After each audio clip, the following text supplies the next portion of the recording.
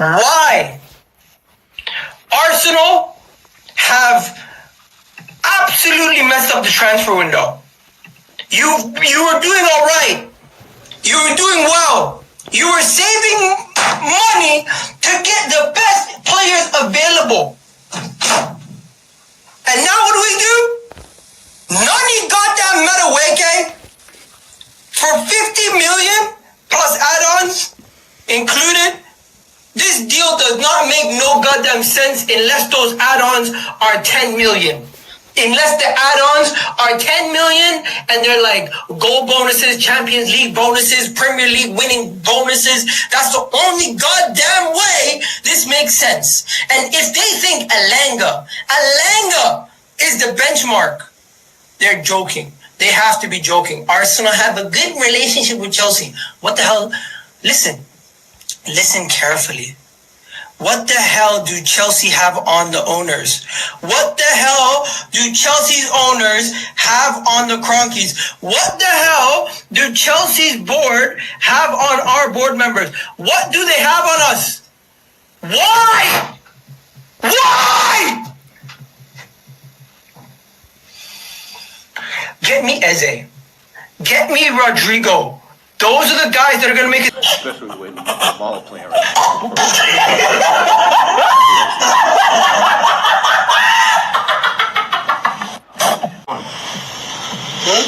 are you doing? Me?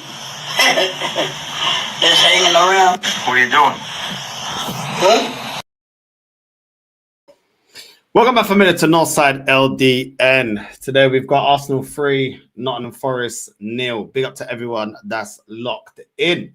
And Madueke, for me, my man of the match. Man of the match. He had an excellent game today, Madueke. You know what I mean? I'm not a fan of Madueke at all. But you got to give props where props is due. And yeah, we comfortably beat Nottingham Forest today. Comfortably beat Nottingham Forest. There was times in the game where we were still passing it backwards, sideways. That last 15 minutes of the first half, we're still doing the backwards, sideways kind of football. But we attacked well. We attacked well at times. When Gyökeres came off, those opportunities that he could have been at the end of, I didn't really think that substitute needed to be made. And yeah, I still feel like Eze had a bit of a... he had a decent game, but there was times where he was a little bit frustrating. A couple of good little flicks and tricks. He got a good assist. Overall, though, I think Madueke was our best player. In terms of the highlights of the game, big up to everyone that is locked in. Make sure you're liking and subscribing. The free kick from Odegaard, Moreno in front of goal. Should have buried that, to be fair. That was an opportunity that he should have buried in front of goal. He kicks it straight at the goalkeeper. That was an opportunity that Moreno should have scored from, but it is what it is. Shoots it right at the goalkeeper. There was another opportunity on the counter, Ethan to Madueke, then to Eze, who was in the edge of the box, takes a couple of touches, and then the shot gets blocked. That was a good opportunity that we created there. Madueke today, the way he was beating the fullbacks, the way how direct he was, his crossing as well was very, very good today as well. I think Madueke deserves a lot of props to how he played today. He definitely was a consistent threat going forward against Nottingham Forest that didn't do anything. They didn't offer anything. They were just sitting back, barely did anything, barely created any opportunities to really hurt us. Easy day for our defenders, really and truly, apart from Calafiori. Calafiori was the one that I felt like defensively just wasn't good enough. He did well to set up Eze with the long ball, with the direct ball into Eze, who then squared it to Gyökeres to put it in. I think that was the second goal. But then every single time they were attacking down Calafiori's side, he was giving away free kicks. He got a yellow card in the end. He just looked out of position. And defensively, he's still a massive liability. Massive liability. Once again, another fullback that his best attributes are going forward. I'm just gonna keep it real. You know what I'm saying? He's a fullback that's better at going forward than defending. We've had that problem before. I mean, going forward, like I said, Calafiori, he's a decent passer of the ball. He's decent. Got a decent cross on him today. Actually, he created a couple of chances with his crossing, but every single time that guy has to face the winger 1v1, this guy gets cooked, giving away tackles, giving away fouls, giving away free kicks. For me, Calafiori is too much of a liability defensively. He's not good enough 1v1. So it is what it is, man. It is what it is. It's one of those ones. It's kind of the whole Zinchenko thing. You know, good at being an extra body in the midfield. But every single time he needs to actually defend, which he is playing in a defensive position, leaves a lot to be desired. But Madueke with the corner, Zubimendi with the volley. What a volley, bro. The way he caught that, it looked like it took a deflection from one of the headers, from the opposition header. And the way it was curling away from the goalkeeper, because it looked like it was going directly to the goalkeeper, but it was just curling just the way. And the power on it, the power and the curl on that volley, there was no way the goalkeeper was going to react fast enough. No way. It was too close to his body, too fast, and the way it was curling wasn't going to stop that. Bad boy goal by Zubimendi. Got to give him props. Bad boy goal by Zubimendi. Yeah, that made it 1-0. Gibbs White was in the box, to be fair. Timber with the last-minute tackle. That was really, really close. To be fair, Gibbs White should have scored that. He was literally through on goal. But Timber made a very good last-ditch slide tackle to just get enough on the ball to divert the ball out of play. But that was probably one of the only times where we fell asleep a little bit defensively.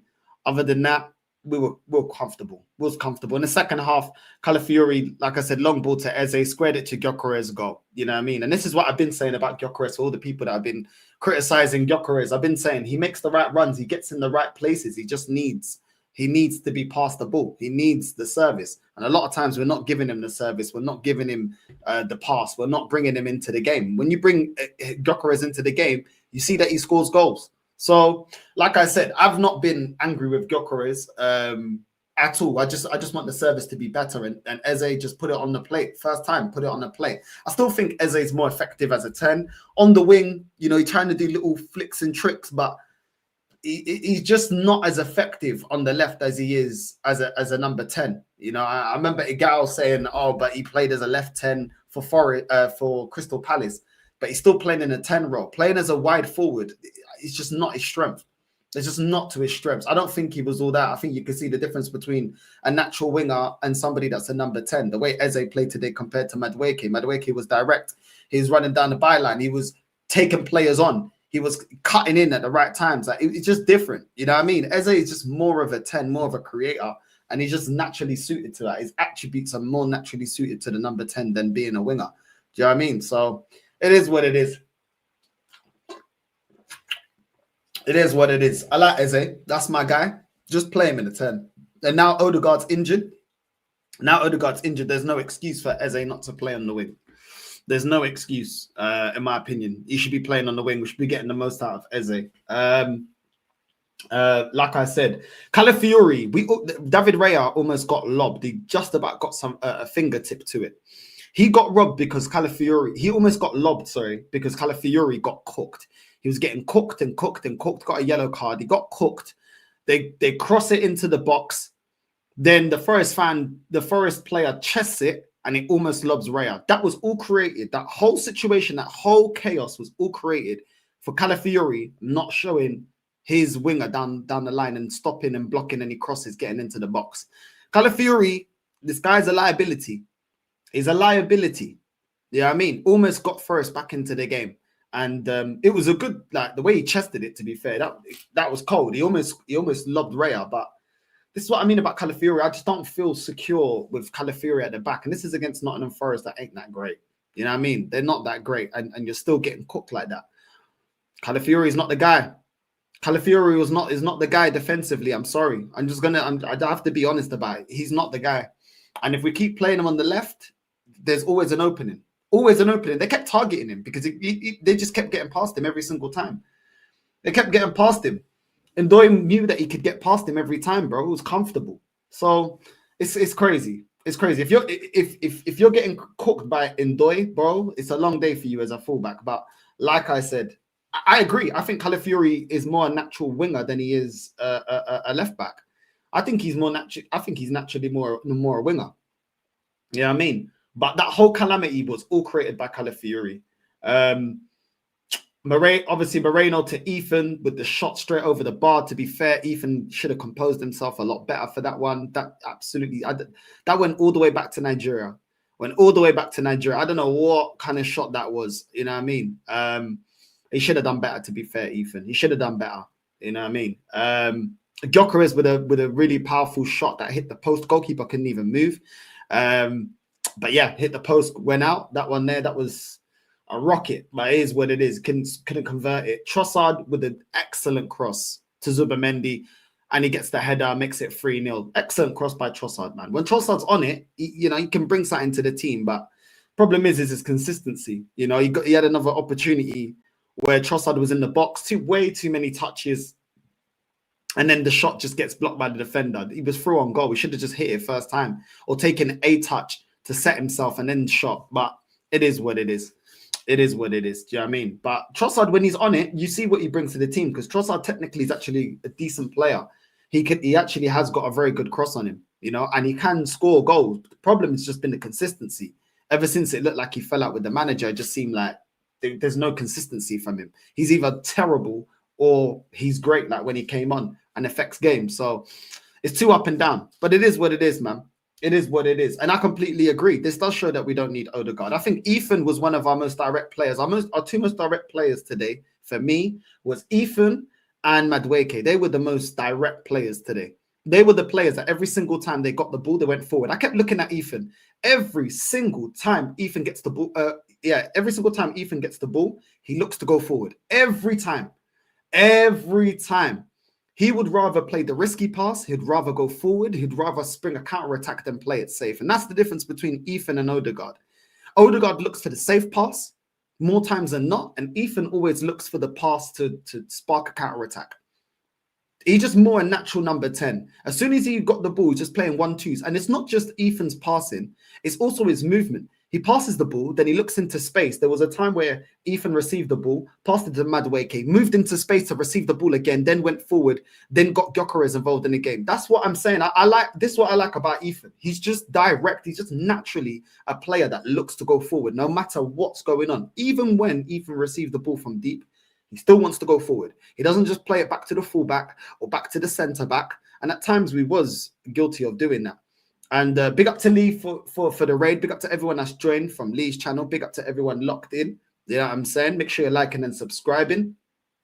And there was times where we were losing the ball. Like there was times with Odegaard as well before he got injured and went off. Times that he was just losing the ball, like weren't taking care of the ball. But it is what it is. Like I said, you can just see the difference. I like Madueke's directness in this game. I like the fact that he was taking players out of the game, beating the fullback, beating defenders, creating space. He was creating opportunities for even Timber. Not only was he trying to create opportunities for Zubi and Gyökeres, he was also making opportunities for Timber, Moreno. Like Madueke, for me, hands down, man of the match. I don't care. Doesn't matter that I don't rate Madueke. If you have a good game, whether I rate you or not, you're gonna, I'll give you the praise. And I think Madueke was excellent. Like I said, Eze to me, a couple decent passes and tricks and stuff, but overall wasn't that great. And like I said, I'm not surprised that he's not effective enough on the wing because he's not a winger. He's not a winger. I think Zubi had a very good game.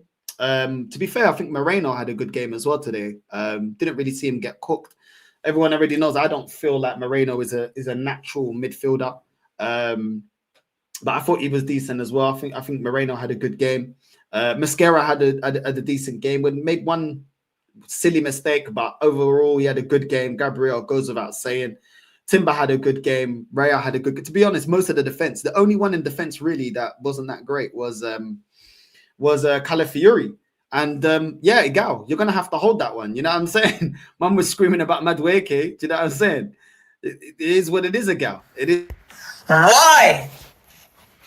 Arsenal have absolutely messed up the transfer window. You were doing all right. You were doing well. You were saving money to get the best players available. And now what do? Nani goddamn Madueke for 50 million plus add-ons included. This deal does not make no goddamn sense unless those add-ons are 10 million.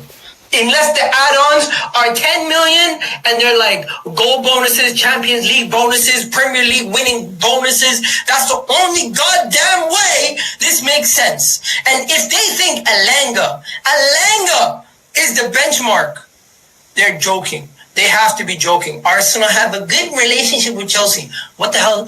Listen carefully. What the hell do Chelsea have on the owners? What the hell do Chelsea's owners have on the Cronkies? What the hell do Chelsea's board have on our board members? What do they have on us? Why? Why? Get me Eze. Get me Rodrigo. Those are the Oh my days. The streets will never forget it, gal. The streets will never forget. You know what I'm saying? Why? Oh my days. Listen, we don't forget around here. This is Receipts FC, man. This is Receipts FC. We keep those receipts, bro. The internet never forgets. Undefeated. Never forgets. You know what I'm saying? But yeah, man, listen, overall, I'm happy that the performance was good. I don't think that, there was times where I didn't like the way that we were playing. We were going backwards too much. This team has been built to be an attacking team. Let's just be real.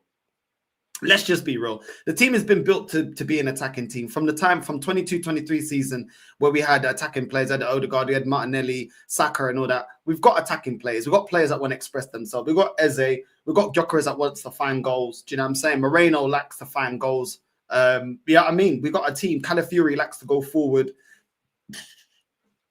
Yeah, I mean, we got players and we got a team that likes to go forward. My one thing I'll say is I don't understand why Martinelli's been brought on in the 78th minute and Dalman can't get any minutes. I really don't understand that. Martinelli's done nothing to be substituted on. You know what I'm saying? I didn't really get that one. Like, I don't know. It was a comfortable game. I don't know why the manager couldn't just bring on Dalman. Like, we were winning the game comfortably. They were offering nothing. Do you know what I mean? At that point, just bring on Dalman. It's a great game to give him minutes and give him confidence. You know what I'm saying? It is. I don't really get it. I don't really get it why we didn't do that. Gyökeres could have stayed on longer. I don't think he needed to be subbed off in the 68th minute, if I'll be completely honest. But overall, not too many complaints from me. I just don't want to see Martinelli getting any minutes. I don't think he deserves any minutes. I think he's been given enough opportunities. I don't think he deserves it. I would like to also see Eze play in a number 10. And I'd like Calafiori. I don't know why Lewis Skelly can't start. You know what I'm saying? I don't know why Skelly can't start. I just think Skelly is just defensively a lot better than Calafiori, and I think I'd just rather see Skelly there in the left. I think get up against better opposition. We've got big games coming up. We got Man City. You got Atletico Bilbao on Tuesday. We got Man City on next Sunday. So yeah, I don't want to see Calafiori up against Man City. You know what I mean? It's gonna be stressful. That's definitely going to be stressful. Facts, he was even dropping to receive the ball from the defenders. Ethan plays the football I like. He's just a superior player to Odegaard in everything. Do you know what I mean? So, yeah, it is what it is. Listen, I don't wish injury on him, but you know what I mean? I don't want to see him on the pitch. You know what I'm saying? I don't want to see him on the pitch either, man. Big up to everyone that's joined from Lee's raid. Big up to my guy, Lee. You already know. Make sure you're liking and subscribing to my guy. Timber, but we already know that Timber's our best right back. You know what I mean? We already know that, bro. You know what I mean? I don't know. I don't know if Calafiori played as a striker. I didn't look into him because I don't like the player. So I don't even know, bro. I have to look into that. I don't even know. You know what I mean? But yeah, I agree, man. Hincapié needs to come in at left back. Listen, if Hincapié plays at left back, then I'm happy with having Skelly as another midfield option, another midfielder that can create. Do you know what I mean? Then we've got Dalman that can create in the midfield. We've got Ethan that can create in the midfield. We've got Eze, and then we've got Skelly. I think we've got a lot of good options there. Do you know what I'm saying? So I don't mind that. I don't mind that at all. we'll see how good Hincapié is. I mean, like I said, I want to see a couple of games of him playing before I judge him, because I ain't watched him like that. But we'll see. Over a larger pool of games, he ain't great. For one or two, sure. For more, dodgy. Yeah, man. Yeah. Calafiori's not great. Not great at all. Big up Shane Guna, man. Make sure you're liking and subscribing to Shane Guna, man. You know what I mean? That's my guy. Calafiori was the main weak point today. He can't defend. Nah, he can't. He can't defend every single time. I think it was in the second half. There was a period of like 10 minutes where they just kept attacking us down that left-hand side, and he just kept drawing foul after foul after. And I'm like, bro, are you unable to win back the ball? Like, this is actually shocking.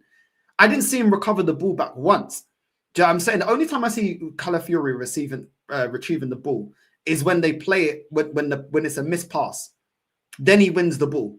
But when a player's going at him 1v1, bro, he loses the duel every single time. Every single time. Fair play from Madueke, and top class from Zubi, Eze, and Mosquera were very good too. Still, if Odegaard was playing, it's another game. Yeah, well, this is the thing. This is the thing. Do you know what I mean?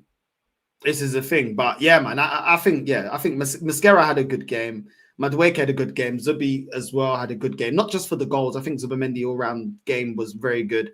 Eze, I wouldn't say top class from Eze. I don't think Eze was top class. I think he did well to get the assist. I don't think it's completely his fault, but he wasn't a constant threat on the attack the same way Madueke was today. Like, got to be honest about it. Madueke was consistently a threat on that right-hand side while he was on the pitch. So, you know, there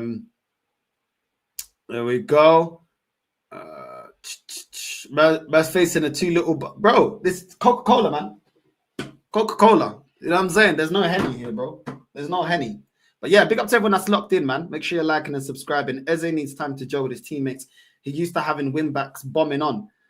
Yeah, that's the thing. But Calafiori will. There was times I saw Calafiori drifting on the right-hand side. I don't know what the guy was doing. He was just going walkies. I don't know what he was doing. Do you know what I'm saying? But yeah, he does need a bit of time. But yeah, let's see what Hincapié does when he plays as a left back. You know what I mean? Skelly's not going to give that, because with Skelly we invert. You know what I mean? So he doesn't overlap the winger on the left hand side. So, well, we'll see. Swap Eze and Ethan to get best out of both. There you go. I agree. I would swap them both. Eze does the simple thing so good. Something that Martinelli lacks. Yeah, but still, he's not a winger, man. He's not a winger. You know what I mean? It is what it is. Big up, bro. Big up, my G. You know what I mean? Big up. Let me see. Eze was good. I don't think he was like great. I don't think it was a great performance. I think it was a good performance. I don't think it was a great performance by Eze. I'm just being honest. Like, it was good. It wasn't crap, but it was just good. Like, there was moments where he was very quiet, and then there's other moments where he started to, kick the ball around, starting to, spark a counter-attack. But he had quiet moments. He had moments where he was effective. I just think all round, it's just not his position. It's just not his position. Calafiori would be better at left wing. Northside, were you born in Angola? I was born in England, bro. How fluent are you in Portuguese? Yeah, my Portuguese is good. My Portuguese is good, bro. My Portuguese is good. Not perfect, but Portuguese is good. It is what it is. What's this? What's man saying? Big up, bro. Big up. Let me put the link up for anyone that does want to jump on up. They say paste. There we go. The link is now out. There we go. That's pinned. What's man saying? Oh, the gal's in the chat. Where's the gal? Is the gal in the chat? The gal ain't in the chat. I said the gal is in the chat, Northside. Where? I can't see him. Where is he?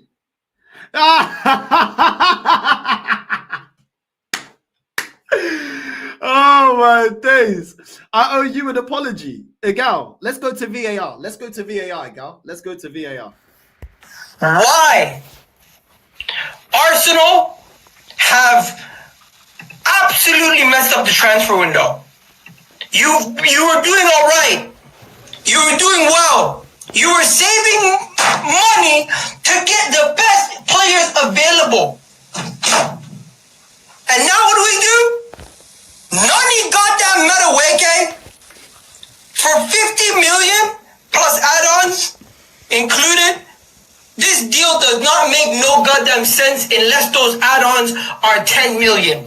Unless the add-ons are 10 million and they're like goal bonuses, Champions League bonuses, Premier League winning bonuses. That's the only goddamn way this makes sense. And if they think Alanga is the benchmark, they're joking. They have to be joking. Arsenal have a good relationship with Chelsea. What the hell? Listen carefully. What the hell do Chelsea have on the owners? What the hell do Chelsea's owners have on the Cronkies? What the hell do Chelsea's board have on our board members? What do they have on us? Why? Why? Get me Eze. Get me Rodrigo. Those are the guys. Who owes you an apology?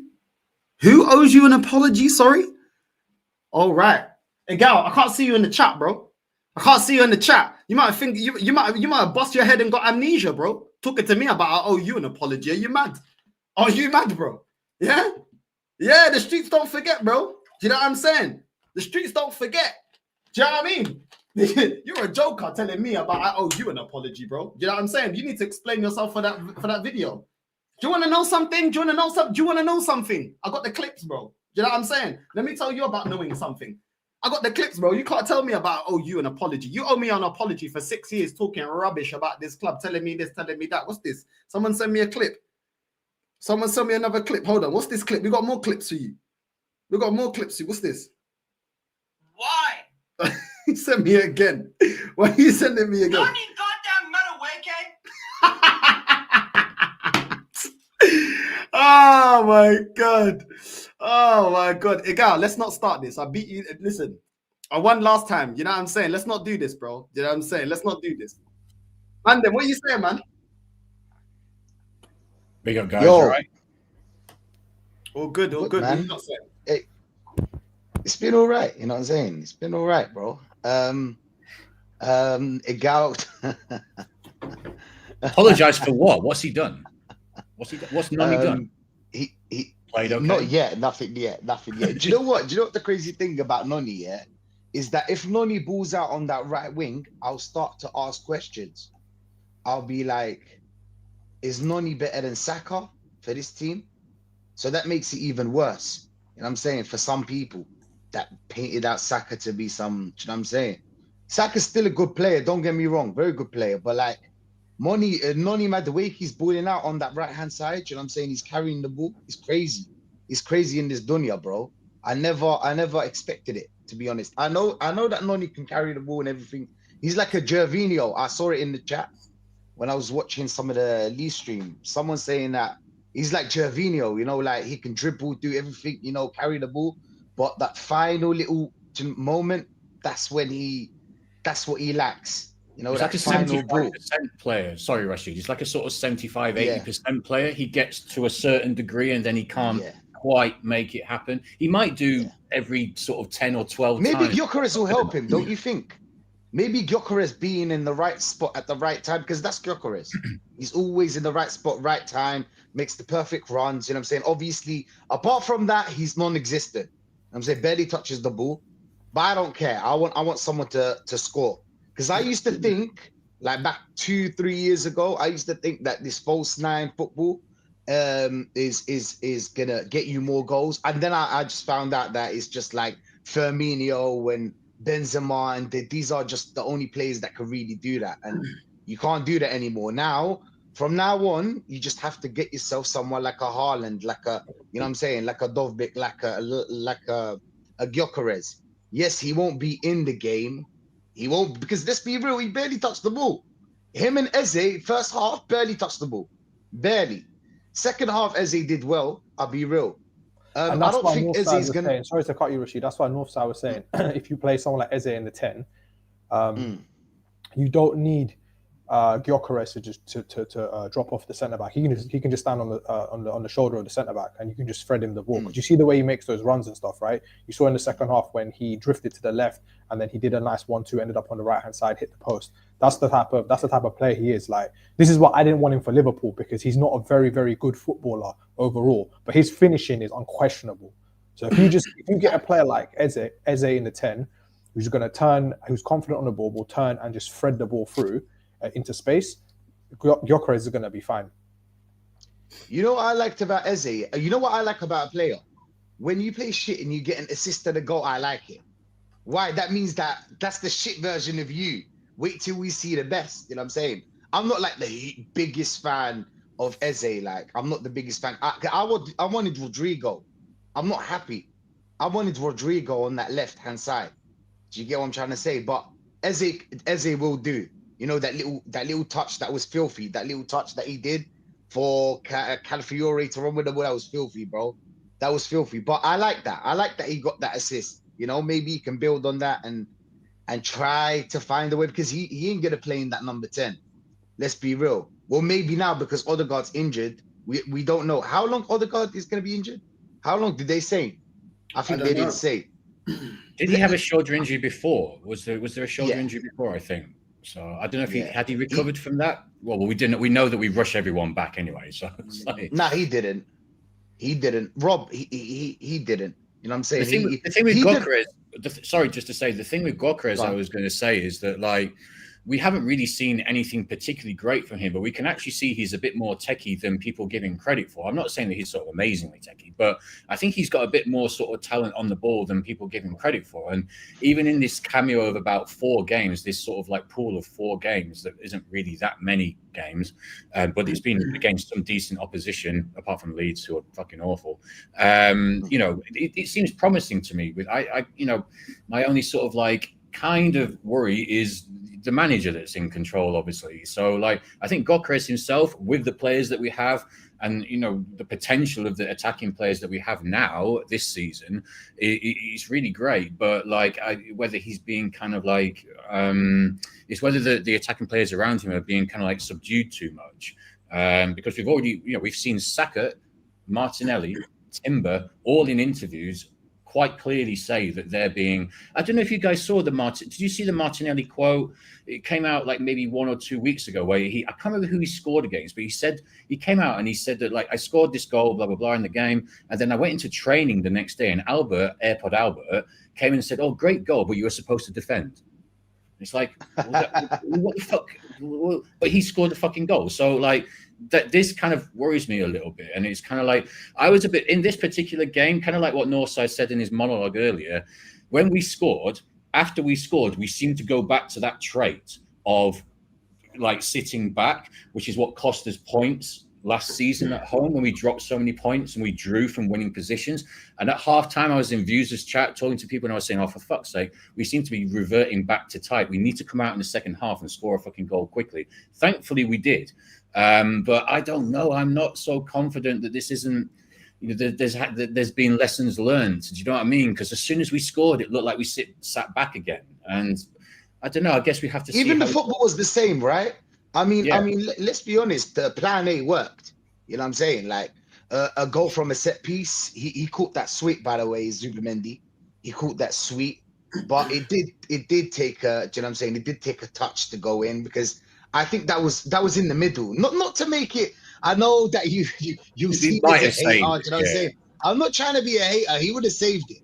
The goalkeeper would have saved it, but he caught it sweet. So let's give Zubimendi the props for catching it sweet, because it's not easy. Anybody that plays football knows that to catch it on the volley, it's not easy. You need to really be a baller. But it took a touch and went in, but it was still the same. So apart from the set pieces, apart from 9 corners that we got, it was the same football, really. You know, going to the sides and trying to cross the ball, hits the first man, goes to the corner, repeat. No ball through the middle. One time we tried to go through the middle. I think it was Odegaard, and it was a weak pass because Gyökeres was trying to run there, and it was the timing was bad, and do you know what I'm saying? So there was nothing going through the middle, and it's so there's still the same problems. It's like you being sick and you taking painkillers. Do you know what I'm saying? that painkiller ain't gonna cure the sickness, but it's gonna get you through. Do you know what I'm saying? The day. So nothing really changed. I'll be real. I wonder what would have happened if we didn't get that second on 46 minutes. How that half would have played out? Would we have been a bit more cautious? We were kind of never going to know, obviously. So obviously we go into the Man City. By the way, sorry guys, is Man City? I'm being like dumb. Is Man City away or home? It's away, isn't it? Is it away? I think it's away. I'm not sure. Let me check. I'm being a dumb blonde here. Where's the? There we go. It's at home. It's at the Emirates. It's at Emirates. Oh yeah, of course it is, because the home game is at the end of next year. Yeah. Okay. I mean, City are shaky, right? Sorry. I mean, City are shaky, no. They can play to our hands. hands. Deep trouble, man. They're in deep trouble. It's not working for them, man. And they got a lot of injuries as well. Like Pep's already complaining about stuff. So, you know, the Club World Cup has affected them really badly. Well, we assume it's the Club World Cup, but yeah, they've had a lot of games. And Rodri, I don't think has come back as well as they'd hoped. So, talking about if you can, I'm just seeing this now. Sorry, Rashid. Just quickly about the injury, because now I looked into what Arteta said after the game. Arteta said about Odegaard's injury, very similar injury. He's played 2 games with Norway, and unfortunately, he cannot continue. When asked, will Odegaard require surgery? Arteta said, no, certainly not. Last time in a few days, he was able to manage the pain. What does that mean, manage the pain? That means what? So he's going to be getting injections and that. You know what I'm saying? What are we doing? Tranquilizer. But in his press conference before this game, he said that we have to respect the process of getting Saka back and respect what the medical team have said. But now when it comes to Odegaard, you want to manage the pain. Listen, I don't want Odegaard starting in it, but I don't want him re-injured as well. And I don't want to play it injured at the end of the day. Like, he's no good to us if he's injured at all. But at the same time, managing the pain, bro. So we're giving these players painkillers. We're injecting them up. We're seeing how far we can push them with the injury.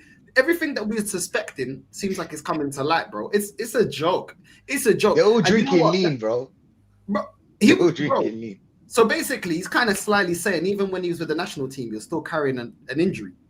And then he's come back, and then he could do it for Norway, but at Arsenal, the injuries got too bad, and now he's out. We're going to see if we can manage the pain. This is the same shit you did with Saliba. Do you know what I mean? When he's warming up against Liverpool.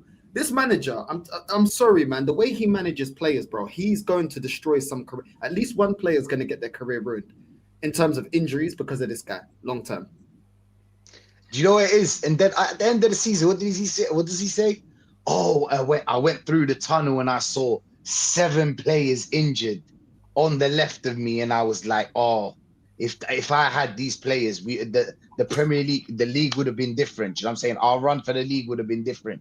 But you're the guy you're playing these players injured for no reason. You got Eze that can play in that number 10. You got Ethan that can play in the number 10. Me personally, I believe Max Dowman can play in that number 10.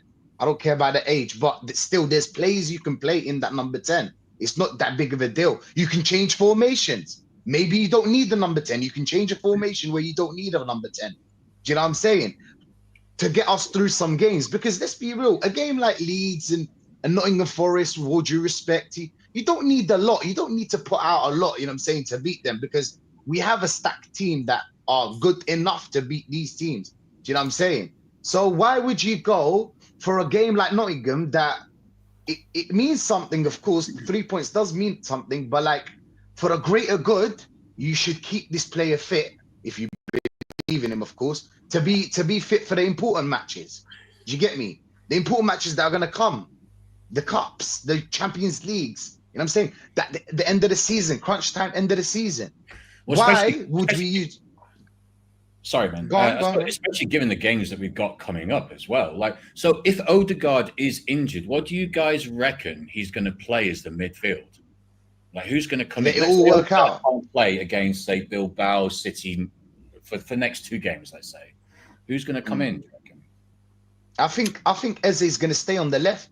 I believe that Eze was bought to be a left winger.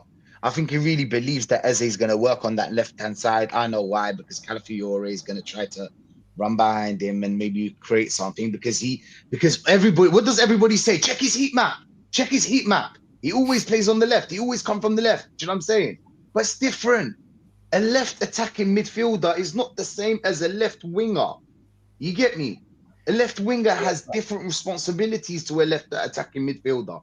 It's just so Plus, different. they played. But Palace played 3-4-3 in it, so you have he plays off of like a hold up. he has the wing backs. and He has to drop yeah. into the center to create the box midfield. Yeah, so he plays a lot more centrally than he would than he's doing currently. So he's going to need some time. I think he'll be fine at left wing. He's a talented footballer. He's got good technique on him. Yeah, so that's the most important thing. Plus, when you're playing out wide, you have more time and space. Like the best 10 in the league currently is probably Cole Palmer, and his thing when he's getting pressed, he will drop deeper and move out to the right to get some more time and space on the ball so we can cook a bit better. So I think him playing out on the left is fine. I don't think that's an issue. It's just more the players around him. Like because when I was watching the game, when Eze was picking up the balls, he had a wider position, but when he was trying to get up the pitch, he just had Gyökeres and there was no one really else around him. So he needs options. Do you know what I mean? So it's a thing of like, I think the team will get more accustomed to playing with him to his strengths, and then he will get more accustomed to playing with their strengths as well.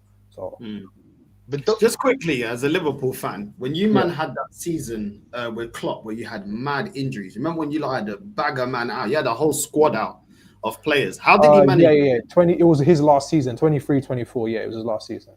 How did he manage those injuries? He didn't really, to be honest with you, because the problem is, those injuries were so bad, right? The current playing staff got run into the ground. So when the guys came back, when the guys who were injured came back, the guys that were there started to get injured and fatigued. But it was mainly him just like dipping into the youth academy. Like that was it. Like we played a bag of youngsters that we will never see again. So, you know what I mean? So yeah, that's it really. You just got to trust. The only thing you can do is just like trust in the youth players, innit? If you've got some talented youth players there, just play them. What's the worst that's going to happen? Do you know what I mean? We're wasting them, bro. We're wasting them in wolf. Like Rashid said, we already got options. It's not like we have to stick to playing Odegaard. Like we only got one number 10. Like you know what I mean? Like Spurs with Maddison, where they had to go out and get Javi Simmons because they had no other 3 number 10s. That's what I'm saying. Yeah, I'm saying this is what I mean. Like the guy. You could even play Trossard in a number 10. He's not that great, but he could play in that central because he's quite versatile to play across that front, that 3 behind the striker. So you technically got 3 we tried him before. We tried Trossard at number 10 before. Do you remember was it the season before last season where we tried him and it didn't really work out, innit? It did. Yeah. But even before you work out, you've got 3 other options that you can play in the 10, and it's like it's just mad that this manager just consistently wants to play players injured. I don't get the fascination with it. But like I said, I'm happy today like that we beat Forest. But I expected us to beat Forest. Like I wasn't surprised. Like I don't think Ange really went for it. Like he seemed like he was playing. It felt like we was playing season. Yeah. Yeah, it's pre-season for Ange. It just felt like Nuno's Forest. It didn't feel like an Ange team. Like they weren't really pressing high. They weren't really. Do you know what I mean? And then when we went forward, we still found opportunities and gaps and situations to score. So I don't know, man. I still we defended well though. No, we defended well. I mean, we did, but we need to talk about. We didn't have a lot to really defend though as well. I don't really. There wasn't really a period where they were on top. Really, they had like 1 or 2 moments, but we weren't really. Don't you think Mosquera was balling? Like I saw Mosquera making some picture. Even when he lost the ball, boom, he said sorry. Huh? Mosquera looked good. He looked good today. You know what I'm saying? Like it's time to maybe think about selling Saliba. No, if Mosquera continues on this kind of level, I'm not saying right now. That's you know how much I love bit. Saliba. With Kivior, we were like, there's a mistake in him. He's kind of dodgy. You didn't really trust him. With Mosquera, he comes in. We're all kind of calm about it. There's no he's clearly like levels to Kivior, and for 13 million, and fair enough. You have to give credit where credit's due. We do give credit. This is the thing that people don't understand about us, who are apparently kind of like sort of perennially negative about everything that's going on. We do give credit where credit's due, and so far, because it's early doors still, but Mosquera seems to be a decent signing for 13 fucking million, considering how calm he is, and considering what I've heard before about how rash he can be. But it is only 4 games, and with Noni, it is only 4 games, so we kind of have to let things unfold a little bit before we get to kind of like, sort of crazy. I mean, don't you think Saliba loses the ball as well? Like when you think about it, like he has Saliba recently. loses the ball as well. Yeah, but Saliba's like, this is what I loved about Mosquera today is that when he lost the ball, boom, went back straight away. I'm sorry. You know, it's kind of like he said sorry straight away. Saliba do that as well. He's got that recovery-ness about him. Do you know what I mean? Yeah.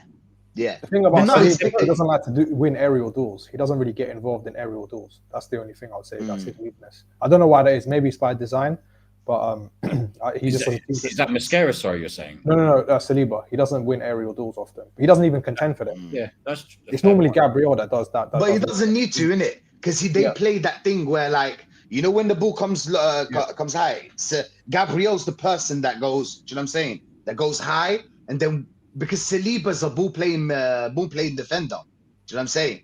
Right. Obviously, this is why Van Dijk is the best in the world, or one of the best in the world, because Van Dijk can do all of them and play football. Saliba's that kind of guy, so he'll fall back a little bit just in case the ball bounce, whatever. He can calm the play, and then we go again. Do you get me? That's something I think Mosquera doesn't have, because you see that pass that already tells you. Do you know what I'm saying? That was a terrible pass, terrible. But like we need to be starting to think, bro. I'm starting to think, because if they don't sign this contract, you get me? It's about time. I mean, Mosquera looks good for now, but obviously there's tests to become. I mean, Calafiore, bro. Sorry, I was just going to say, in that context with what you just said, if Saliba doesn't sign the contract and we do lose Saliba, yeah, I think with Mosquera, we shouldn't be so worried. I think before, if we hadn't have got Mosquera and we still had, like, say, for example, Kivior and Saliba fucked off, I think, yeah, we definitely need to be worried. But I think we got less. But then it goes to, like, we don't have any cover for Mosquera if Saliba goes. So, you know, obviously we don't want Saliba to leave. But, like, I don't know. You think Saliba's getting bigger than Arsenal? You know how Sanchez got bigger than Arsenal? How Van Persie got bigger than Arsenal? How, I don't know, got a lot of players that we had, Nasri, they became bigger than Arsenal. They're kind of like, it's kind of like, I can play anywhere and I can win anywhere. Why would I stay here? I'm not a London boy. Sorry, not a London boy. I don't support Arsenal. So why I don't have no attachment to this team? What, do you know what I'm saying? It's kind of like that. Some players get bigger than the club.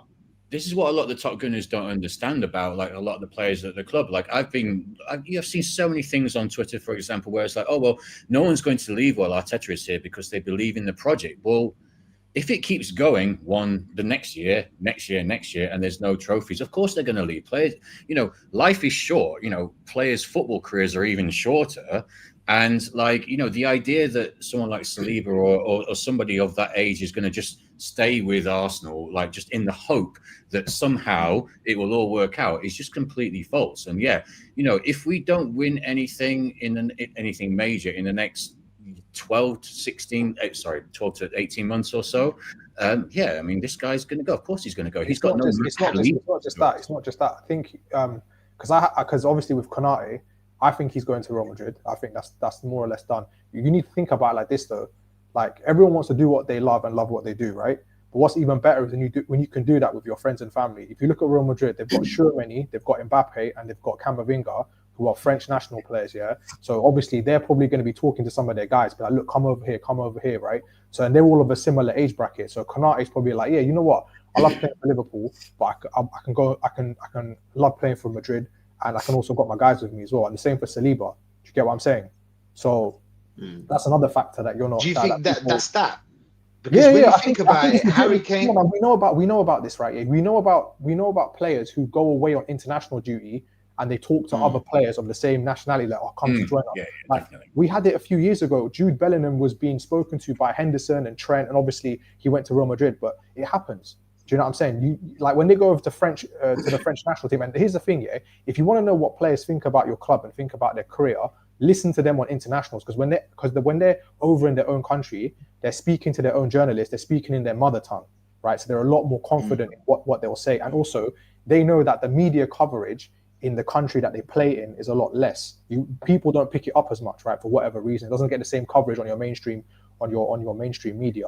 right? So that's why they're a lot more open. Like you hear Konate talking about, I get a phone call every day from Mbappe to go to Madrid. He's not saying that at Liverpool, bro, because he knows what will happen to him. Do you get what I mean? So that's another thing you need to think about. Yeah, is where are certain internationals and like where are their teammates playing? Do you know what I mean? Because they are likely to go and join them. So that's one thing. Maybe that's that. You know what I'm saying? But we need to also think about like Harry Kane, for example. He balled out. He scored as many goals as he could, bro. You know what I'm saying? Obviously, in big games, it's debatable, but like he scored and he assisted as many as he could. He saw his team not winning nothing. What happened? 31 years. I don't care. I'm going. Don't matter if I'm 31. I'm not gonna stay here. He could have stayed here and became a legend. And you know what I'm saying? Became a legend of the club. Scored more goals for the Premier League. You know what I'm saying? But smashed some records and be a legend. But where did he go? He went Bayern Munich. He wanted to win. He wanted to move on and win. He got bigger than the club. There's a lot of players that are going to get bigger than Arsenal if we continue not winning. Do you know what I'm saying? If you're not many Harry Kanes out there as well. Do you know what I mean? Harry Kane is an exception to the rule. Like there's not many players who would stay at a Spurs for that long as he stayed without winning anything, and then would finally decide, oh, I need to go to a Bayern or something like that. Most players would fuck it off after a couple of seasons or whatever.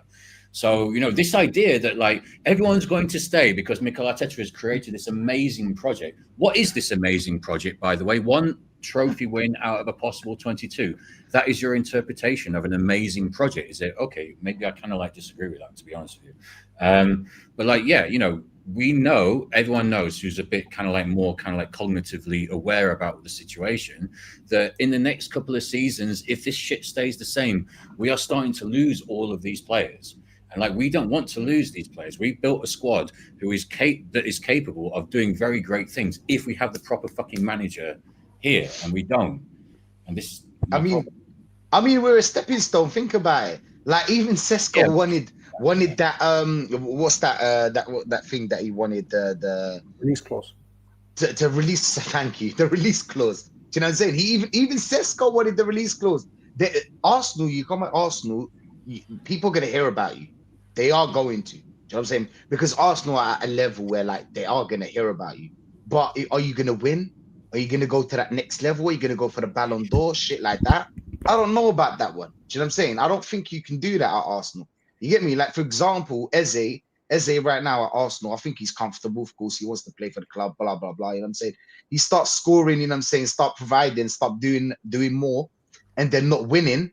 He starts thinking. It's just natural. Saka, he's going to start thinking. Even though I believe these players are going to stay more than I believe that Saliba's going to stay. Do you know what I'm saying? Because they got attachment to the club.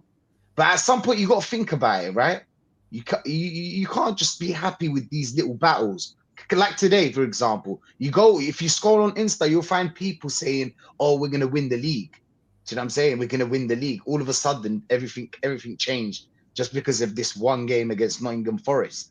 You hear me? So reactionary, innit? You can scroll on Insta right now. You find people like that. It's just it's jarring. What basically to go back to the game,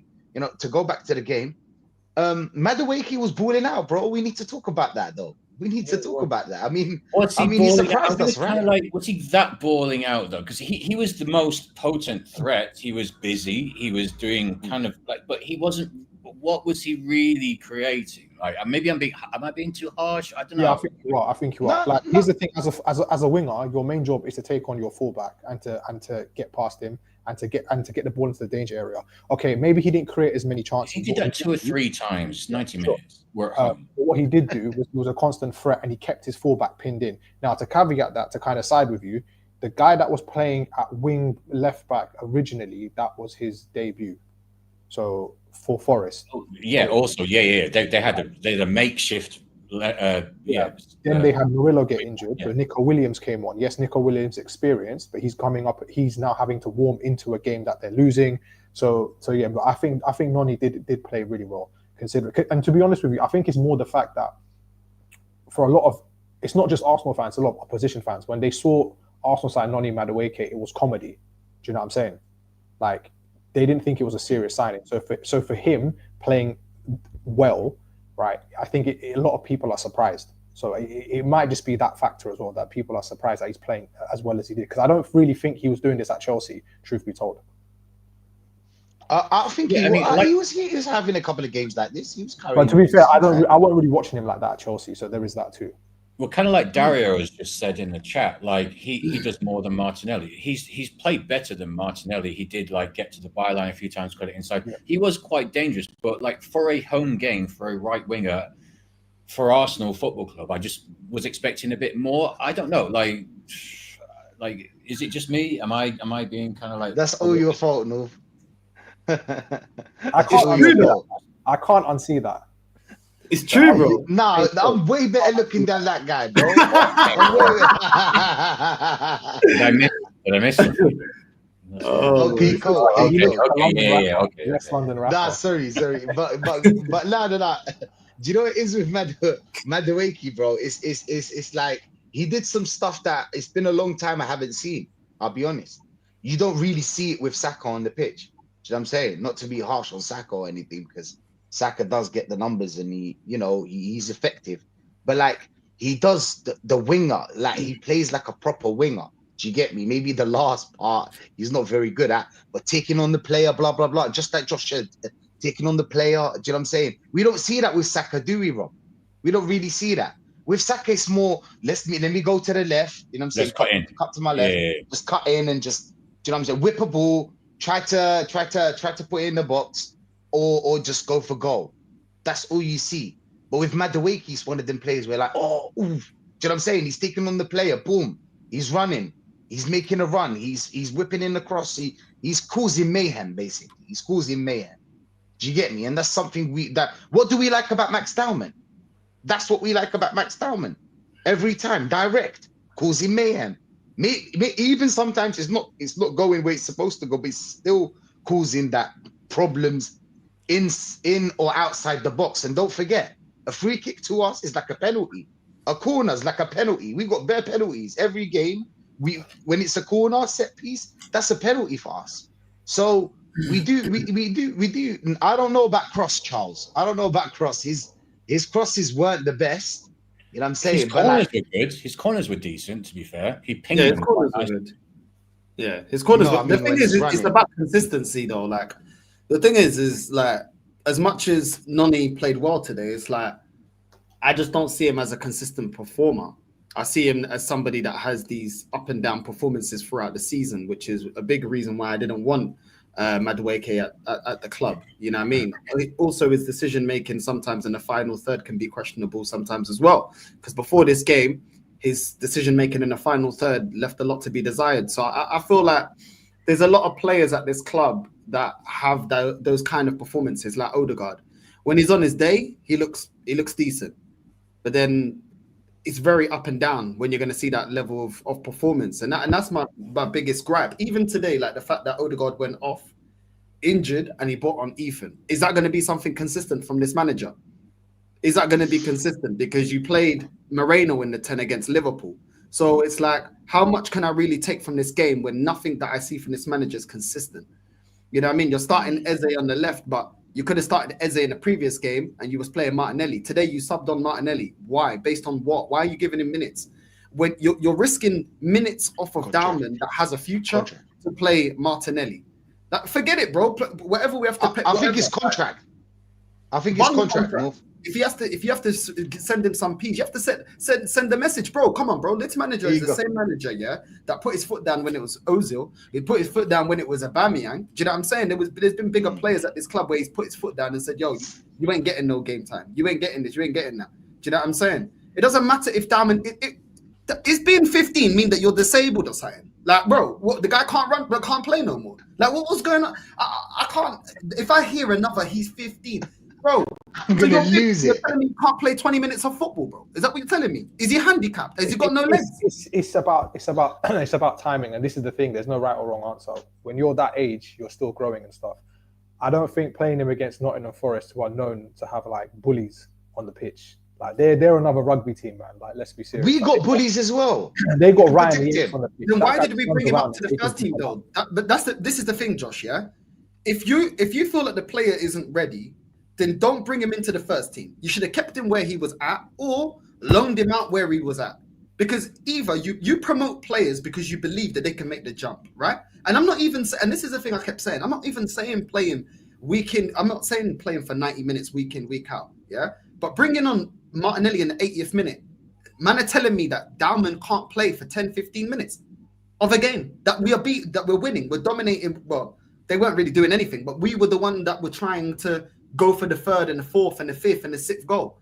Why can't we bring him in? If that's not a scenario where you can bring him on, I don't understand why he's even here then. I don't get it. What's he here for? Yeah. I mean, think about it, yeah. Put him in the under 21s or whatever the case may be then, because he's not ready for the men's game. I don't understand it. Like, to me, it doesn't make sense. Yes, you don't want to play him week in, week out. There are certain games where you could look and say, okay, listen, I ain't really a game for Dalman. I think it might be a bit too much. Nottingham Forest, where we're comfortably winning, and we can't bring him on in the 80th minute. But you're bringing on Martinelli. It just doesn't make any sense to me. It doesn't make any sense to me. I don't get it. You know, Martinelli's kind of like yeah? favorite though. That's the thing. No, I think it's a contract thing with Martinelli. It's a contract. He has to play certain minutes. But because you remember Martinelli, he was boiling out. You remember that one? Odegaard, a favoritism. Him, Odegaard, and Saka is clear favorite. Yeah, but it's in contract as well because Martinelli. This is the thing. It was Klopp's fault. It's actually your fault. It's actually your team's fault. You know what I'm saying? We got Martinelli at this club because Klopp started saying, "Oh, he's a baller. He's a baller. He's a baller." And everybody believed the hype. Obviously, at that point, he was good on the left. We're talking about him as a left winger. So after that, they gave him the contract. They gave him the contract when he was balling out 3 seasons ago or 2 seasons ago. Do you get what I'm trying to say? So I blame Klopp for that. I blame Klopp because they gave him the contract at that moment, and he could have said anything. Arsenal would have said yes. You know why? Because these fans were. In my honest opinion, there isn't a conversation about comfortability. We've seen this before, right? Yeah, players get way too comfortable in their surroundings, and they know the manager's going to pick them. That's why I said favoritism. Because let's be serious, yeah. Whether you like him or not, he is clear. Him, Martinelli, Odegaard, and Saka are free of, and I guess you can throw in the centre backs as well. Those are Arteta's main generals. That's the thing. So Martinelli knows I am going to play regardless.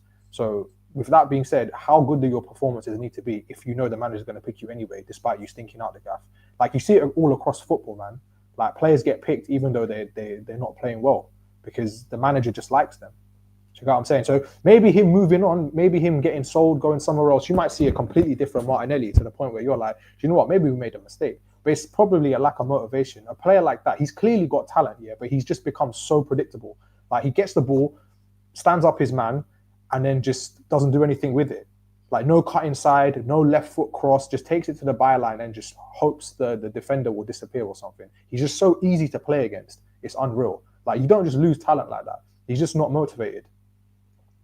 I know. I feel like he's got talent. Yeah, I think he's got talent, but I never put him up there like as high as a lot of this fan base in the first place. I feel like he's always had certain attributes that I didn't feel like he was that great at. Like he always had to rely on speed and space because he didn't have other attributes. You know what I'm saying? And I feel like there's a window with players sometimes that you can develop them, and once that window's gone, it's kind of like, you know what I mean? It's kind of like, yo, that time to develop is kind of gone, bro. Like, you know what I mean? I feel like that time is kind of done. I feel like it's kind of like, you know, when ESR, when he went to Fulham, you saw better from him, but he still didn't reach the level that would be like, yeah, like this guy could get back into Arsenal's team. I think like that. I think it would be the same thing with Martinelli. I think if he goes somewhere where they play attacking football, he'd look better. But I don't feel like his overall game is good enough for him to be starting for Arsenal. I think it'd be a Emil Smith Rowe situation. I can't lie. You know what he would be really, really good at in this Arsenal team is being the Gyökeres backup. Because basically he would play literally about to say that, moving, sit on the shoulder, you get a number 10, thread the ball through. Because you know what's really good about Martinelli, yeah? Martinelli is really good at like turning a defender. Like, you know, when he's like 1v1, right? Yeah. And the ball is being fizzed into him. He's really good at spinning a defender and getting into space. That's one thing I'll give him credit for. That's one thing that when teams weren't as fearful as Arsenal, so the 22-23 campaign, that's how Martinelli got a lot of goals because there was more space on that left-hand side for him to drift into and spin off fullbacks. He'll do a really, really good job because he's got a good low center of gravity. So if he played as a Gyökeres backup, maybe that'll be another way to rejuvenate him. Because he doesn't really seem to know what he's doing on the left wing. Like, I mean, if he's more, so I've always said, I completely agree with what you're saying. I actually made this point to someone a few days earlier at work this week. I was saying that what we should do is not sell him. We should keep him as a backup, bench him. But if we need to bring someone on for Gyökeres, then he can be someone who can come on in the center. And this is kind of how we saw the best of him a few years ago. The fact that he's now out there on the left, I think has absolutely stifled him. On top of the fact that you've got the defensive duties. A player like Martinelli, who has an attacking talent, he does have attacking talent, even though it's been kind of like, nullified a bit in recent years. He does have this attacking talent. And, to then ask him to defend at least 50, 60% of the time, it's just going to fuck him up, isn't it? It's like, again, we go back to the system that we are playing under this manager. Yeah. I mean, like, it all goes back to this system. We have the players to do what... Can I say something in his defense? Martinelli? You saw today that Eze on the left barely touched the ball the first half. Barely done nothing. Because everybody on the left, and you actually said it, every time he gets the ball, he's isolated, and there's only Gyökeres. Gyökeres is the only option. Do you know what I'm saying? And he's isolated. So I think the left wing is a big problem due to this manager. Do you know what I'm saying? He doesn't get the support he needs. And Martinelli's a player that needs support. Second half, what's his name? Eze balled out because, first of all, that touch of magic that he had, because Eze's a better footballer than Martinelli. It is what it is. Do you know what I'm saying? He's just a better footballer. But what he did today on that left-hand side, Eze barely touched the ball. Like, did 3-4 things that were good. Apart from that, not really. You know what I'm saying? Barely touched the ball. So I think it's Arteta to blame as well. Because when Carlo uses him, I heard that he's balling out. Obviously, I didn't watch the game, but I heard that he's balling out under Carlo. So who's really the problem? Is it the manager or is it the player? It's funny, isn't it, Rashid? Like, you get all the people online saying that, oh, look at all the Arsenal players that were on international duty playing so well, scoring goals, getting assists and playing defensively well, getting clean sheets against big teams. It's like, oh, well, what's the common denominator then? Like, they've gone away to different teams under different managers in different systems and been balling out, and then they're coming back here and they're playing differently. So what could be the common... What's the problem at all of this? I just, they don't seem to understand it, do they? They just don't seem to get it.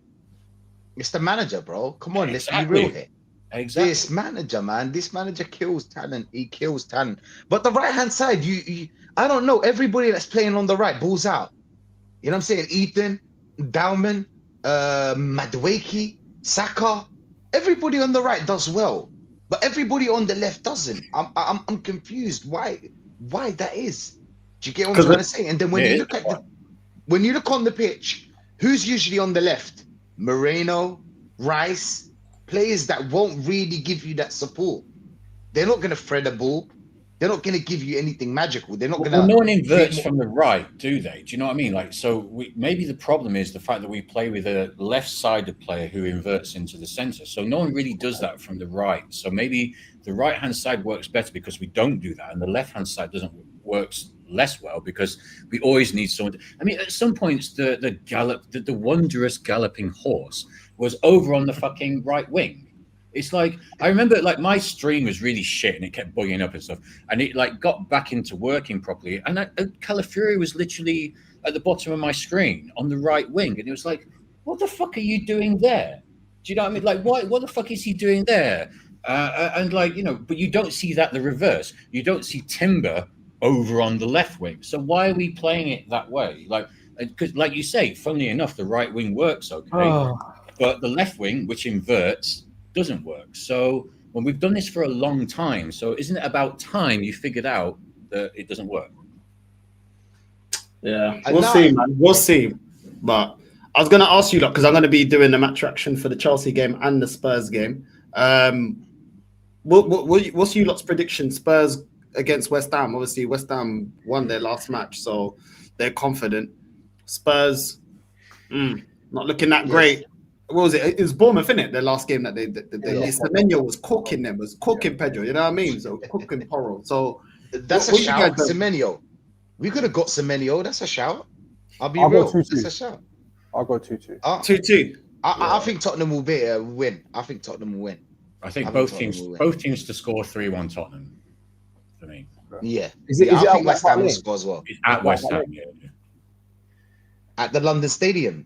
Is it Oh, was that London Stratford? Stadium? Okay, fine. Oh, okay. Okay. Yeah, I think I still 2-1. think- 2-1 I'll Tottenham. stick with 2-2. Yeah, And what you I'm saying? like- The Brentford versus Chelsea. I'm going Chelsea 2-0. I think that's comfortable for them. Straight away. Easy. Yeah. Easy. Yeah. Easy, Brentford, easy. I've got Brentford as contenders to go to potentially get relegated because you know what? Yeah, they've lost 2 of their best players, and they've lost their coach, and they got this rookie coach. Like I think he's under 21 coach, or he was the assistant coach or something like that. Yeah, so he's learning on the job, and this is dog eat dog, man. So do you know what I mean? They're in trouble. They're in serious trouble. Bro, the chat's just roasting us. Like you man, you man are bullies, bro. This chat is this chat, How about my mental health? How about my mental health? this chat is How like about my mental health, I bro? work in mental health, so it's fine. K-Coke is ugly, bro. He's ugly. Don't do No, that. just do the Don't pure coke. You know what I'm saying? Do it. Pure Coke. Nah.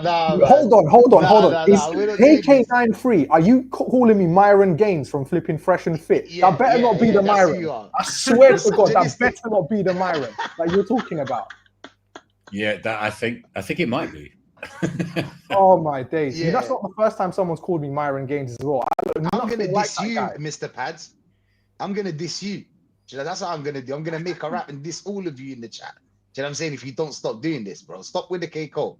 You know what I'm saying, at least Mope, bro. That guy is ugly, bro. Don't. Oh my God, Neil Mope. That's so Mope's accurate alright. as well. Yeah, Mope's crazy all right. accurate. But this man's pushing, he's trying to push the K-Coke thing. Do you know what I'm saying? And it started all of a sudden. Just say Stone busy, man. Stone busy. You know what I'm saying? Oh, mad. Nah. That's Rashid, bro. Listen, I said, wait, you gotta stop. Hey, Coke, if you're watching, you know what I'm saying? If some way you're watching, you know what I'm saying? I found one of your cousins, bro. Found one of your cousins there, you know what I'm saying? Shout me, bro. Shout me, bro. Come on. Get us out the hood, bro. But yeah. Get us out the hood. I need Spurs to drop points, man. I need Spurs to drop points, bro. I need these man to take another L, bro. They're getting way too happy that they got a new manager, a new manager bounce. I'm not on it, bro. They lost to Bournemouth. Hopefully West Ham. The thing is, I got West Ham to get relegated this year, so I feel like they're gonna go back down, bro. I feel like you know what? They won't get relegated. They'll sack their manager long before. By January, I think my guy's gone. Yeah. We'll get someone a bit more he's pragmatic. gone. Yeah. Bro, I know they won 3-0 against Forest, but that squad is horrendous, bro. Squad is do you know who they should get? It's really bad. They should get Mourinho. Please, miss me with that. I swear. Do you remember Mourinho said? It's the only two. Sorry, go on, Rashid, go on. Do you remember Mourinho said that he wants to play in the in a league where like there's no where he doesn't play any European competition? Do you know what I'm saying? Yeah, he wants to manage a smaller club. Yeah, smaller club. Yeah. And he was like, "Yo, England, if you need a manager for 2 years, shout me." And he said 2 years. He made it clear that after 2 years, he sacked him. That's what you do, Mourinho. But I think Mourinho to West Ham would be great for them. I'll be real. Yeah, that's a hell of a Okay, interesting. I mean, he doesn't have a job, right? He doesn't have a job right now. Yeah, he got sacked, didn't it? But that's what I think. I mean, if I was a West Ham, so you got to get rid of Graham Potter. It's not working, bro. It's just not working. You get because if they continue like this, they get relegated. You see the problem with this. You see the problem with this is this is what happens here when you let outside influence dictate how to run a football club. They built a team that was perfect for David Moyes. They wanted expansive football, and you see straight away. Like I haven't watched all of the West Ham games. I did watch Forest versus West Ham, right? And when they're trying to build out from the back, they ain't got the players for that, bro. They're not technically gifted enough. They don't have the IQ. They're not comfortable. They had Naif Aguerd, the Moroccan centre back. They got Max Kilman. I don't know who the hell's playing at right back, and they got a bummy left back as well. So none of these guys are comfortable with playing out from the back. And you brought in a manager to play expansive football. You can't do that because you ain't got the squad. So why did you sack David Moyes then when you built a team that is a bit more direct and a bit more let's say just call it rudimental? Yeah, just for the lack of a better term. And now you've got a manager that wants to play expansive football with those types of players. What do you think is going to happen? It doesn't make sense. So, do you know what I mean? Do you think he needs another summer? Do you think he needs another summer? No, he needs 3 summers. Forget about another summer. He needs 3 summers. He needs 3 windows. You need to take that team apart and then start it again. You need to reset. There's about 3 players in that squad that's worthy of taking forward for Graham Potter. Yeah. One is Bowen. I can't even think off the top of my head. Fulkrug. No, Yeah, Fulkrug. what is Mourinho going to work with? I mean, like, you got Jared Bowen up front. I mean, like, yeah, but they're not meant to play the game that Graham Potter's trying to play. This is what Josh is trying to explain to us, Rob. He's trying to say that Graham Potter's trying to play a system where, like, you don't have the facilities for that. You don't have the midfield. You don't have the players to play from the back. Mourinho wouldn't do that. Huh? Who's going to replace? Who's going to play up front? What? Bowen. I think he'd play Bowen. I think he'd buy another striker or obviously a tall one. He'd probably play 3-4-1-2. So you'd have Bowen playing off of Fulkrug. Yeah, that would be probably like that. The best at scoring goals, because you can got Fulkrug who can win headers and stuff. He's not really great in front of goal, but he can win 50-50s, get the ball to flick onto to Bowen, and then Bowen would do his magic. A similar thing with what's my man that was in a car crash again? They let him go. Antonio. Thank you. And Mikel Antonio. It's a similar sort of thing with Mikel Antonio and Jared Bowen. So, and then you got Paqueta sitting in the 10 behind them, to create as well. To do the magic as well, yeah. And you got two wing backs coming long. But he's got Fulkrug and they won't play the same football. Sorry? I was just saying he's got Fulkrug, he should be in the team. I mean, like, he's got Fulkrug and Wilson. I forgot they had Wilson. Oh, yes. Wilson was balling out against Forest, I didn't realise. I completely forgot they had them. Yeah, he was good. Yeah, decent striker. Decent striker. Yeah, innit? I feel like he'll suit them because... Nah. Do you know what it is? With Wilson? Wilson's a perfect number 2 kind of striker, where like you bring him in 20 minutes, you know what I'm saying? He caused problems, whatever. He's that kind of player. Yeah, he's that kind of player. But that's what I think, man. Graham Potter, he's gonna get relegated if he continues like this, man. I think like you can definitely tell that Potter's career is like, where is it going to go? Because obviously he is getting sacked soon by West Ham, and then where's he going to go after that? Because he's like tried. Do you know what I mean? He's tried at a couple of clubs and he's gone to West Ham, and again it's not worked. So where does he go? Maybe he should try Spain. Maybe he should try Spain. Yeah, he's going to have to go somewhere different. In terms of Premier League club, what's his name? Oh God, I'm so bad with names now. Who is the Palace manager's name again? What's his name again? Glasner. Oliver Glasner, yeah. So Oliver Glasner, his contract is up in the summer. If he leaves, I think them getting Graham Potter gets sacked, I think that would be a good move, because I think Palace have got some tidy players on the ball, and I think he could leave because he I reckon he's a bit pissed with what's happened to Palace. Like, I mean, he's been like sort of like placated by the fact that Gay didn't go, but like. Yeah, I mean, he's obviously a fucking talented. Yeah, he's a talented. Yeah, he's a good coach, and he will be a very coveted manager. If he leaves Palace and becomes available, shitloads of clubs. Well, put it like this: isn't Ruben Amorim's contract running out at the end of the summer as well? He only signed an 18-month deal, right? Yeah. I think so. Is it? Yeah, he signed an 18-month deal. So don't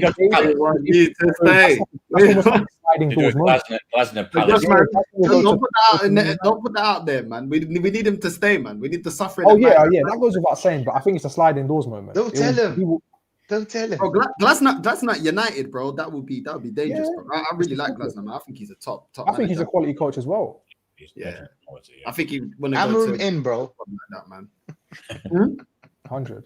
Amorim in, bro. Yeah, trust me, Amorim in. Keep him. Amorim in, keep him. Do you know what? He's got patterns of play.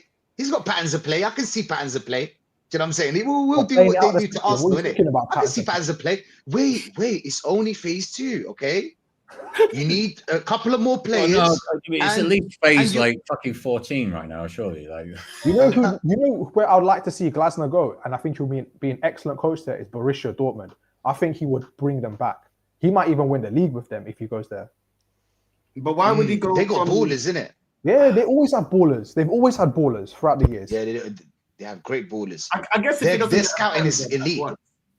If he doesn't get the Prem job that he wants, then yeah, maybe. But I could see him getting a bigger job in the Prem, to be honest. Probably Man United. Yeah, most likely Man United, bro. Like most likely Man United got some good players, bro. And Buemo, Xerxes, they got some good players.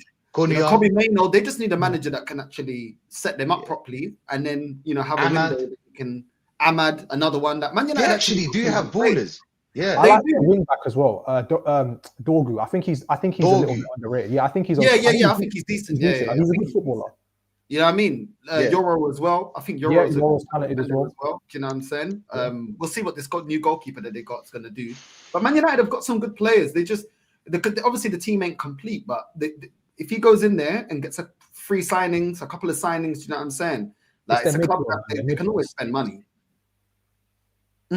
I said, their midfield. Their midfield is absolutely pants. It stinks, man. It's destroyed. Yeah. So awful. What's that guy? What's the midfielder that they got again? The DM. No, not Casemiro. The other one.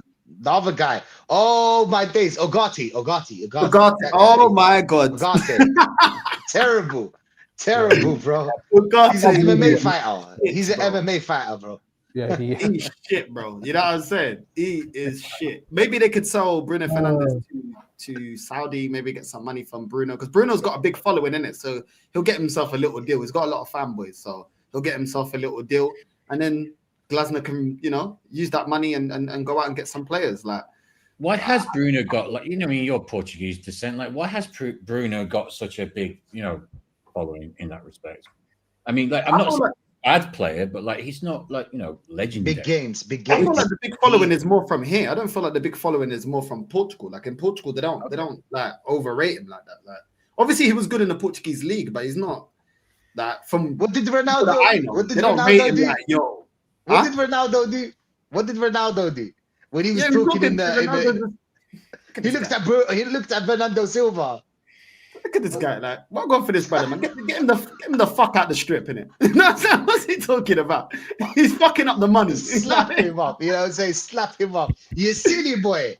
You know what I'm saying? The thing with Portugal though is it's very weird, yeah. In when he plays for the Portugal national team, he actually has a lot of discipline. But when he plays, probably because of the fact that he can't pull rank with anyone. There's so many talented players in Portugal right now, that he can't actually pull rank with them. Whereas at Man United, he kind of just does what he wants. So he's a big game player. I'll give him that. You know what I'm saying? No, he isn't. I really do give him that. What big game? Not in big games. In big games, he sometimes comes out. Name them. Comes out with stuff where like out of nowhere. Do you know what I'm saying? Out of nowhere. No, not he for does me. Something. He's not. He's a footballer that hits the ball anywhere and hopes. That's all he does. That's his go-to. He'll hit the like. I've seen this guy has zero discipline. Yeah, I've seen him pick up the ball from the set. You're a number 10. You've picked up the ball from the centre back, and then you're spamming it long. From your third into the opposition box, and then he's on the right wing. He's on the left wing. He takes every set piece. They don't score. Free roam. Barely gets assists. Like all this chance creation stuff is bullshit. Because if you're putting the ball into the box, that's a chance creation. Never mind the fact that the defender is heading the ball away constantly. He doesn't think. That's the problem. That's why he's a problem at Man United. You can't have a player that's this ill-disciplined, running around doing anything. Yeah, I think if they bench him, put Maino next to Casemiro, it might be something different. But even Maino, the problem is the defending. Yeah, the legs, the defending. So they need a midfielder that, like a De Jong, they need someone that can do both. Do you know what I'm saying? You know what would make an excellent partnership, in Man United midfield? And I don't want to put it into atmosphere, but I'll just say it anyway, yeah? Adam Wharton and Carlos Baleba. If they got those two guys in this summer, they would be a serious problem. Baleba. Baleba as well. They were going to get Baleba. Why didn't they get Baleba? I don't even know why they too much money. Money. It's 100 million. It's 100 million. It's a lot of money for Carlos Baleba. A lot of money. Yeah.